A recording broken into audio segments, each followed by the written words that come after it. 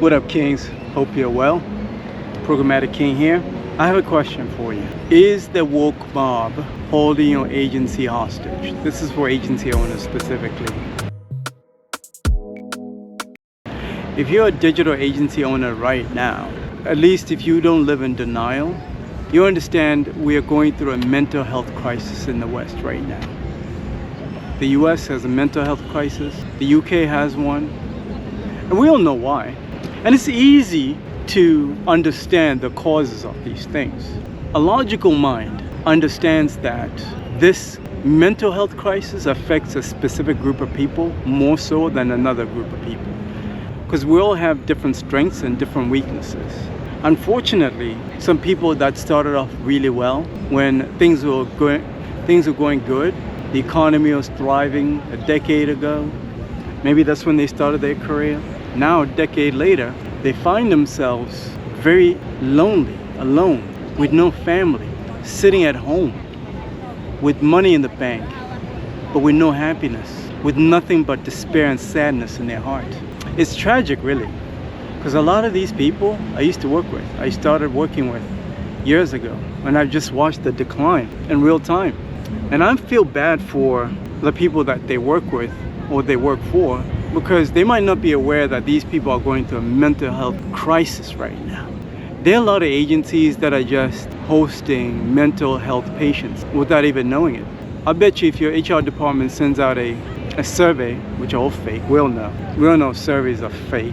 It's all over TikTok. You don't believe me? Go to TikTok and look for corporate cringe. It's everywhere. People are snitching left, right, and center. All these people getting laid off at these big corporations, they're snitching on TikTok about the inner workings of these corporations. So we know these surveys are trash. So you're not gonna get the real information that you really need unless you live in reality. So if you got too much money, you're shielded from the reality. You know what I'm saying?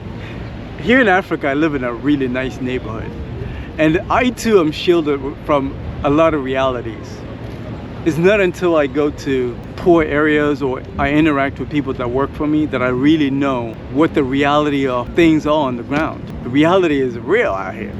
If you're hosting a mob of mental health patients, it's only a matter of time until your agency sinks. Because what I'm seeing is this. There's people who are smarter than I am, brilliant people, and they've already left. They already left the West, and they're out here.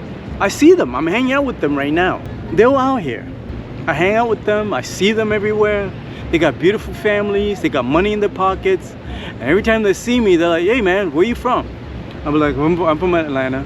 And then I'll be like, hey man, I used to live in Atlanta, but I just moved here.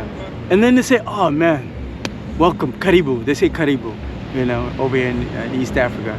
People, they're so loving over here. Mentally, they're there.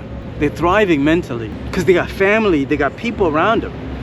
I'm hanging out with people. Let me show you around. Let me show you.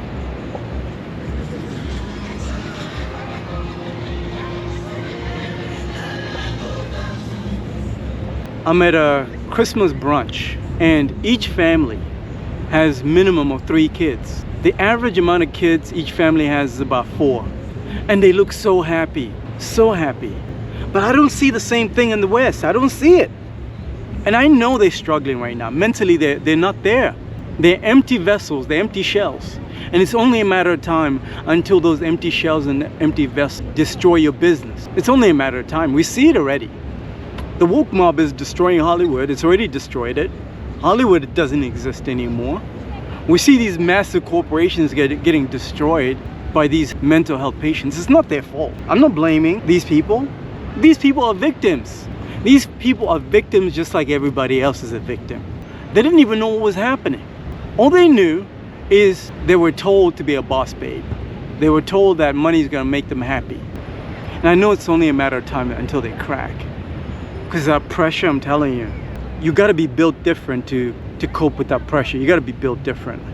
Only immigrants know exactly what I'm talking about, because we've been through it. We come from backgrounds where we've seen the decline in real time, and we know what the decline looks like, and we know what the bottom looks like.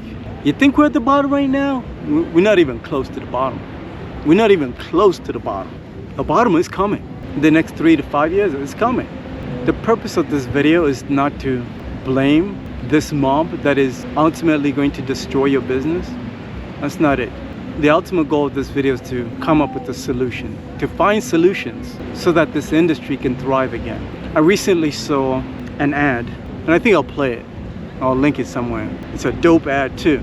So Snoop Dogg and Dr. Dre just put out a new gin. It's called Still Gin. Oh, that ad, as soon as I saw it, I was like, yeah, whoever's doing this ad is, yeah, they know exactly what's going on. They're geniuses. The ad featured Snoop, Dr. Dre, Sammy Davis Jr., and Frank Sinatra. Can you imagine? AI did that. It's incredible what's possible. And I bet you, whichever agency or whoever came up with that concept, it didn't take them long. It probably took them 3 days to figure out what the script is gonna be like, what the concept is gonna be like. And then they just typed that query into like some AI tool, like NVIDIA or something. I'm not saying they used NVIDIA, I'm just saying they probably used some AI tool like that. And it created that ad in like 30 seconds. You can do that now. Of course, they had to get it cleared by Dre and Snoop. And somebody like Snoop can probably add in their music in there because he's got a great catalog. Dr. Dre's got a great catalog. They can integrate their music in there as well so that the entire ad features the artist and their music. How can a regular agency compete with that?